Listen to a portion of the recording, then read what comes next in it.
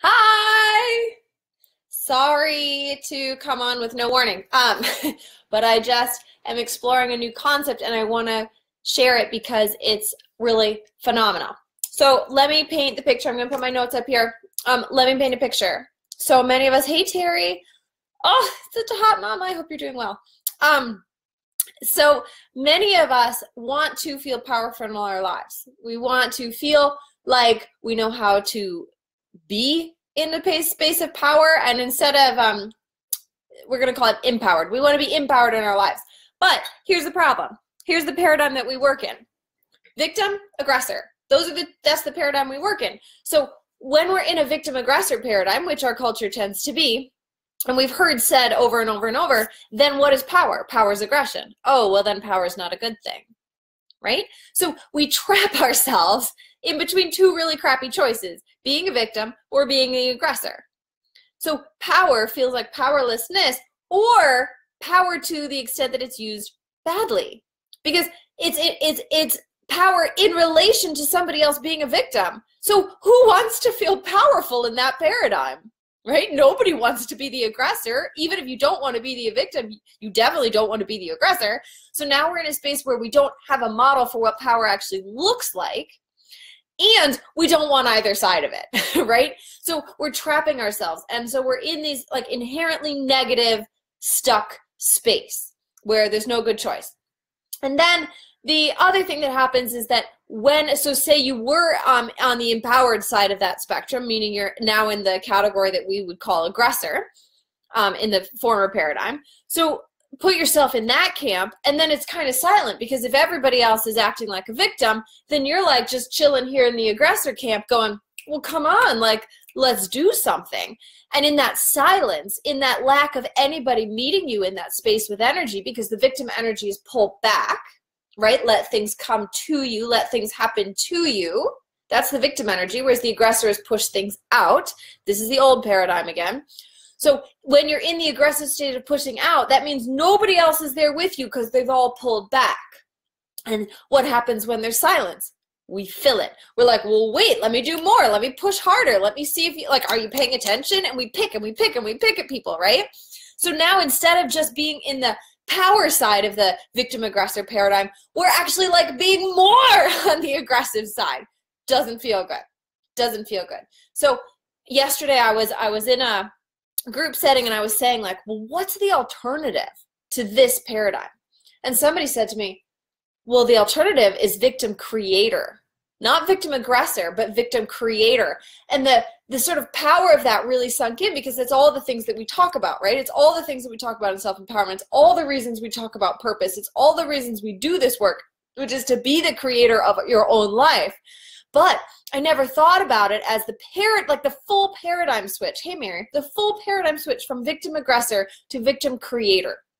And what are the implications of that? So when we switch to this way of looking at power in the world, then we go from power being either the victim side, pulling back, life is happening to me, I have no power, I am powerless.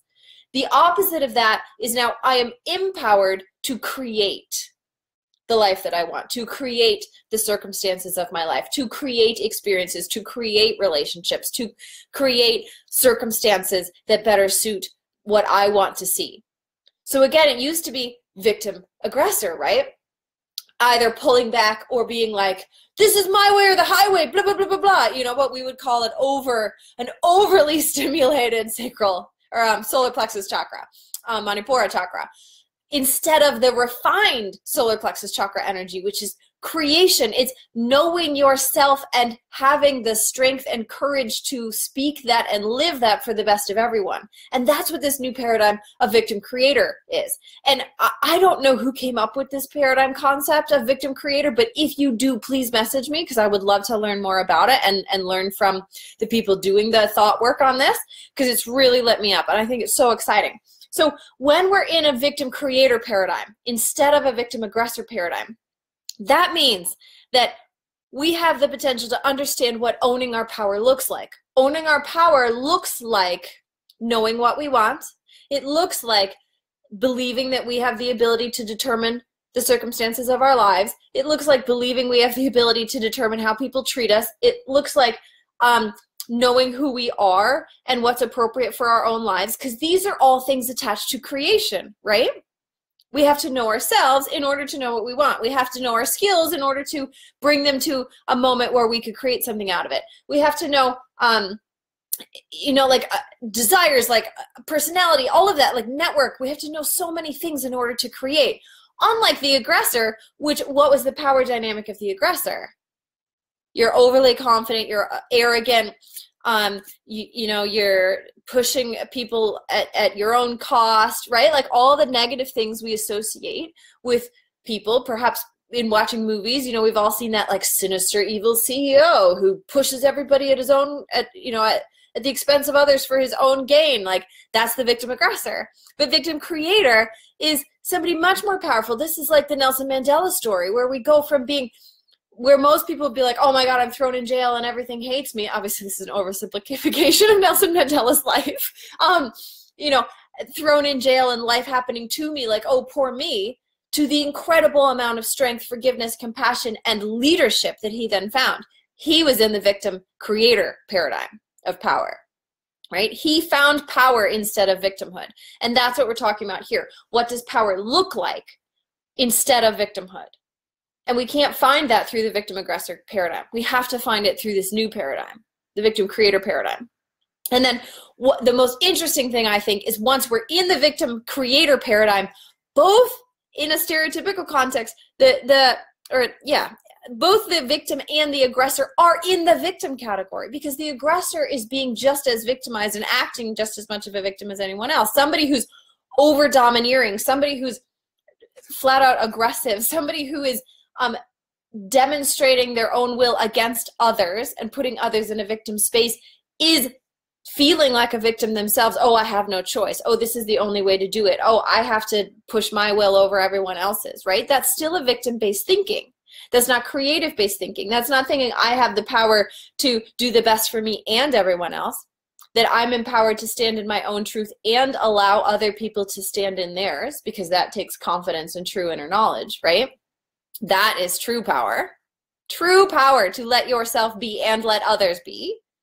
The aggressor is in the victim state. It's not safe for me to be me, so I have to exert my will on others. I need to control. That's not power. That's needing to control, because you don't trust, you don't have faith. Right? It's not power over self. It's not trust over self. It's not so you would like a push power onto others. Like, let me prove myself by punishing you or controlling you. So there's just so much potential in this new way of thinking about it, and thinking about it as victim creator. Because I feel like so many of us, particularly women, but a lot of men too, we don't understand. People say, oh, well, I need to be in my power. Oh, I need to feel empowered. Oh, I want to stand in my power. Take your power back. How many times, especially if you're a woman, have you heard, take your power back? What does that mean? What does that mean? Because if I've grown up in a victim-aggressor context, and by context, I don't mean circumstances in your life, though that may be applicable to you, but I mean the way that we're taught about things in school. This is the bad guy, this is the good guy. Watch any Wild West movie, watch any TV show, watch any action movie, watch any superhero movie. We've got bad guy, good guy, victim, aggressor, right? Aggressor, victim in that context. So, when we're in that space, we don't know what it means to take your power back. All we know is that power looks scary. Power looks scary because power has hurt me, power has taken advantage of me, power has put me down, power has shunned me, power has shamed me, power has threatened me, power makes me dangerous to walk down the street at night in the dark. Like, we don't have a good context for power when we're in the victim-aggressor paradigm. But if you let yourself switch to victim-creator, bam, the world opens up. I've only been working with this concept for 24 hours, but it's brought so much together that I was doing in little pieces, but I didn't realize, wait, that victim-aggressor paradigm was actually still playing out, and it didn't fit my understanding of the world, didn't fit what I knew I needed to do, but I kept hitting up against it, meaning, well, how am I supposed to take power when power at its core is negative because it was associated with the aggressor? We dropped that. Now we're in victim-creative, positive things associated with creation, right? And now we can see a path forward. Now we can see a path to what does it mean to own your power. Oh, it means to know myself. Oh, it means to know what I want to create. Oh, it means to know that I can be supported and network with people, because you can't create in a vacuum, right? We create by all the things around us and all the people attached to us. It's like making food. We need ingredients for the recipe, right? So we need our ingredients. And what else is involved in creation? It's the feeling that it's possible. It's hope. It's focus. It's potential. It's applying yourself. Like, now we know what power looks like. It looks like knowing what you want and bringing everything in you to move towards it with full belief and faith. That's powerful. And then what does a victim become in that circumstance compared to that level of power? A victim becomes somebody who doesn't realize they can create, right? And now we're in the beautiful world of law of attraction. Now we're in the self-empowerment realm. Now we're in an understanding of I have a lot of say in my life. I have all the say in my life, right?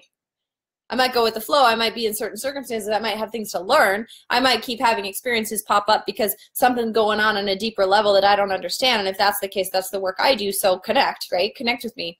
Because when we get clear on our purpose, we understand why all these things are happening. So we can switch from the victim mode of life is happening to me and I have no power here to, oh, I get this. I recognize this. I didn't understand the new outfit you were wearing, Wolf, but I see you in there. And then we can turn it into the creative power of purpose.